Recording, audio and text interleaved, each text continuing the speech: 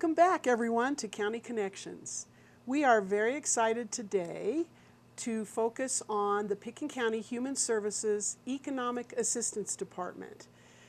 With me today in studio is Sam Landercasper.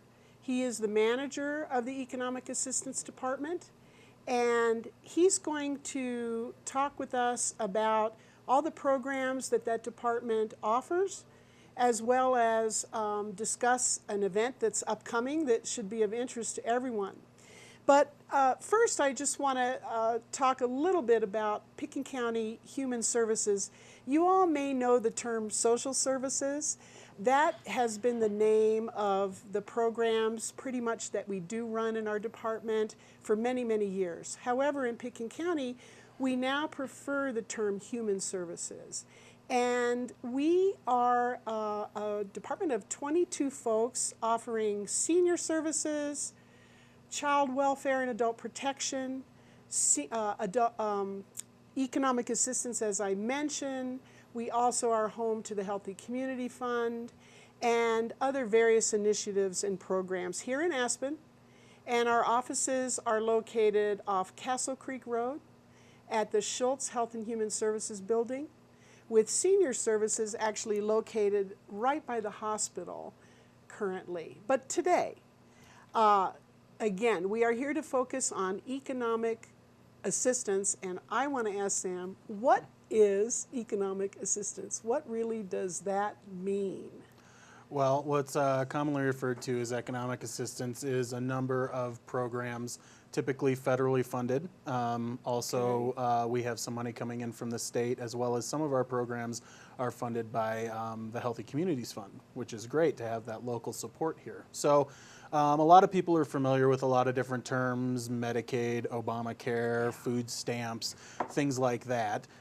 So we thought today we'd kind of go over the full list and names of the programs that we offer at our office that we can help people come in and determine if they might be eligible for some assistance. That's great. Yeah. That's great. One of the main ones that people know is food assistance, also commonly known as food stamps, which is kind of a misnomer now that there are no more stamps. One thing of interest is that benefits for that program are issued on an EBT card, which is much like a debit card. But food assistance provides, it's not a monetary benefit, but it's almost like a credit that people can go into stores where they allow purchases from the food assistance program and purchase food for their families using that EBT card. That program is based on federal poverty guidelines, so there is an income criteria that folks have to meet. But we ask folks to come in, conduct an interview. We determine who's going to be considered a part of the household, and then determine whether that household is eligible for benefits and how much a month they might be able to receive. And that amount comes every month on the same day, and every 6 months they're asked to do a redetermination for benefits, just so that we know that the information we have on their case is correct. Is there what can people buy with food assistance credit card or debit card? What can you get? Well, there's a lot of things that are excluded, but for the most part, anything that's on the shelf is an allowable purchase. So they're talking about foodstuffs such as cereals, milk, vegetables. Right. The only big no-nos as far as food goes is prepared foods. You can't purchase things from the deli, hot foods, things like that. You also cannot purchase household items such as cleaning supplies, toilet paper, and then of course alcohol and tobacco are obviously on the no-buy list there. Okay, so that's food assistance. And is that like the biggest program maybe, or? Actually, the biggest population that we serve is for medical assistance, which is commonly known as Medicaid. Okay. And that program is relatively similar to the food assistance program for eligibility. The eligibility income limits are very similar. And we just ask that folks come in, provide an application, let us know who's in the home and what the income for that household is. And if these people qualify, they are able to receive medical care at any facility that provides coverage for Medicaid customers. And so that program is by far and large our largest number of customers. It's very well known. We also currently offer CHP Plus, which is a program for children only. So if a family happens to go over the income limits for Medicaid, but yet fall below 450% of the federal poverty guidelines, their children can be eligible for CHP Plus, which is the same coverage, except that the family would pay an annual premium, as well as certain co-pays for different services. But that's for children only. And one thing of note with that is that currently they are looking at finding more funding at the federal level for that program. But at this time, we've been told that as of right now, there isn't funding available, and that program might be ending at the end of January of 2018.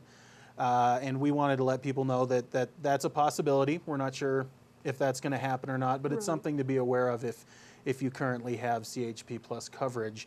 And that leads us right into different solutions for that. So, Can people, I was just going to say, would people come in to talk about that with you? Is that a good? It's usually a good place to start, is to come in and talk with us. We work with a lot of different community partners and organizations, and if we aren't able to provide services for somebody, we are typically able to point them in the right direction. Well, and that leads me to a question. What are the hours for economic assistance? What days and hours are staff available to help folks? Well, and that's of note to folks here. For the last, I believe, 9 years, Eagle County had been providing coverage for Pitkin County's economic assistance programs, and they had technicians here 2 days a week. I'm sure people remember Tuesdays and Thursdays. They could come into the office. Now that we're our own department, we're fully staffed with bilingual staff. We're open Monday through Friday, 8 to 5. We're also looking at hopefully extending office hours 2 days a week. That's not for sure yet, but we're working on that for folks who, are typically at work during regular business hours. That would be very helpful. Are you thinking what hour into the evening? We're hoping to extend 2 days a week until 7 p.m. 7? Yes. Very good. And we'll probably put out a press release or some sort of information on that once we've worked through all the technical details.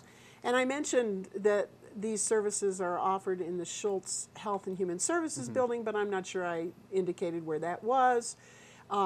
It is off Castle Creek as you turn into Aspen Valley Hospital, correct? And yes. you can go either to the right to the hospital, or you can go to the left, and there's a large parking lot and a big 2-story building which is named Schultz Health and Human Services. And we're right in the front door to the left. Right. Super easy. Susan will be there to say hi. Yes.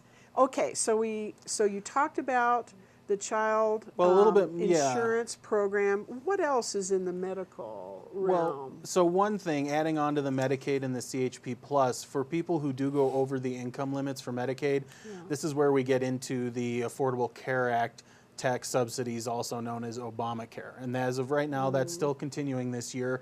And open enrollment for that program is actually beginning November 1st and runs through mid-December. I believe it's December 16th. So it's a little shorter than last year. And the way that works is if you have been denied for Medicaid, you are able to go in and speak with Connect for Health. The technician who comes here to Pitkin County, her name is Jenny Rodriguez. She's here from Mountain Family Health Centers. And is she bilingual? She is bilingual, and she is going to be here on Tuesdays starting in November from 8 to 5 at our office up at the Schultz Health and Human Services building. And she can help people walk through the process, because it can be a little confusing to get your Medicaid denial, which is important. You need that denial in order to qualify for a tax credit. Those tax credits are an amount that the federal government will help pay towards your purchasing a plan on the exchange. So Jenny can help walk people through that, get signed up for plans, talk about the different plans that are out there. So she's a great person for people to touch base with, and we can also help with that, when you get your denial at our office. So someone's always available to talk about that. That's great. So on that note, what is the phone number for your department? Our general line is 920-5244. So once again, just for people listening, that's 920-5244. And you can call anytime. If we're not able to pick up, please leave a message. We're getting back to folks in less than 24 hours typically, hopefully sooner. But we'd like to say at least, you know, we are getting within that 24-hour turnaround range on all calls. So then Great. some of the other programs under Medicaid that we'd like to talk about that are a little less familiar to folks maybe, one is the long-term care program. Right. And that has a higher income limit. And that program is focused on folks who maybe need some help taking care of themselves in their home or are needing assisted living care or nursing care. So that's, the income limits are higher, but there are also resource limits. So checking and savings accounts, property, things like that can have an impact on your eligibility. But we have an expert, Sandy Senafani. She's great with the program and can help walk people through their different options with that program. Oh, that's excellent. Great. And then Medicare. The Medicare Savings Program. This is a Yes. great program that helps people, depending on the level at which you qualify.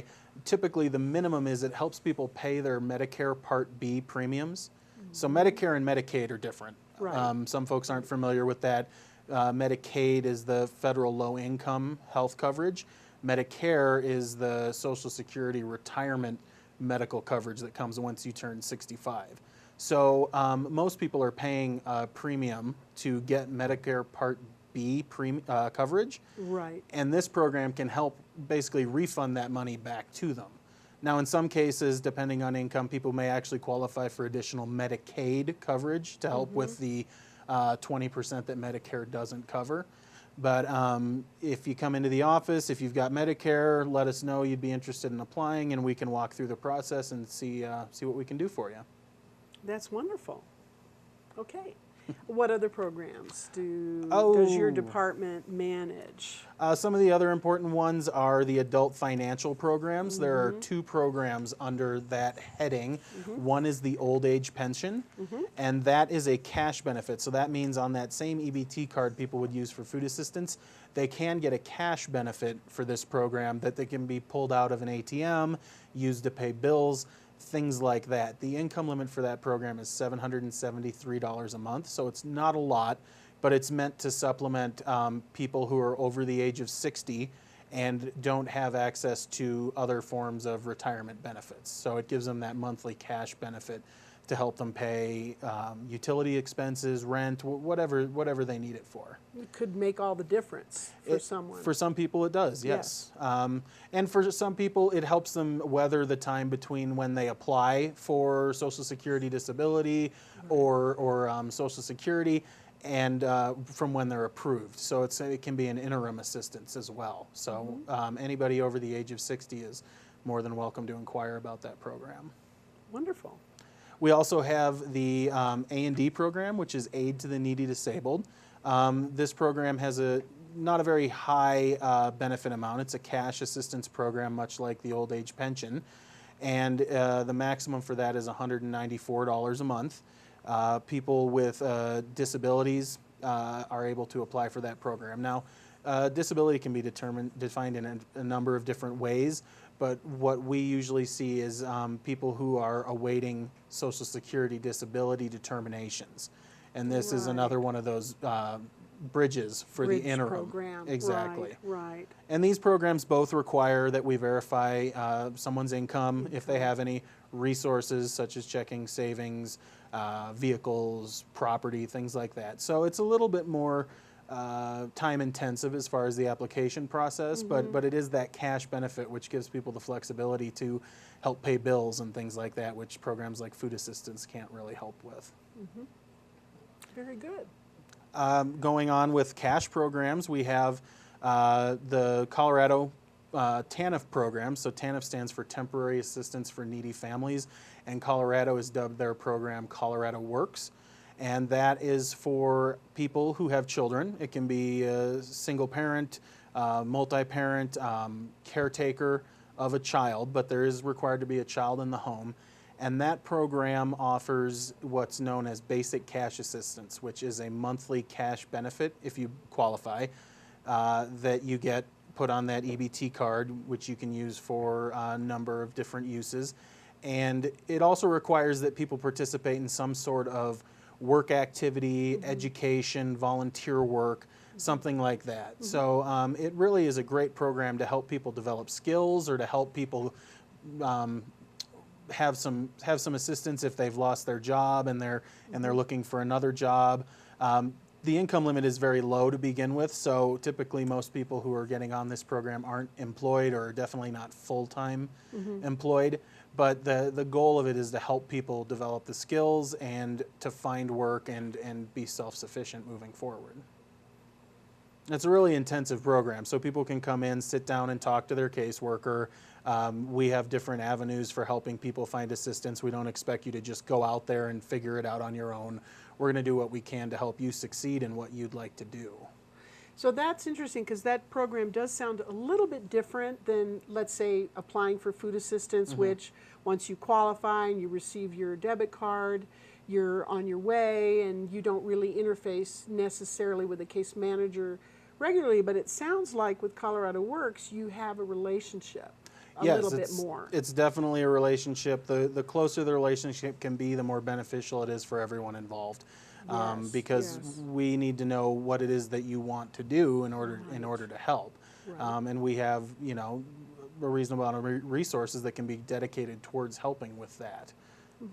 Another part of that, which is a fairly underutilized part, is the diversion program.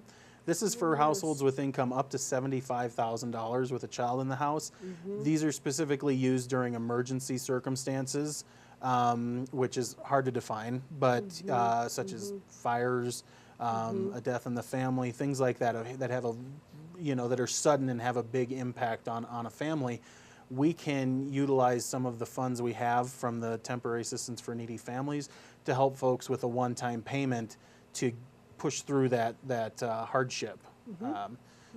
So that one's a little bit different. The best idea, if you think you might be qualified for that, is to come in and speak with us, and we can walk through the process and see what we can do.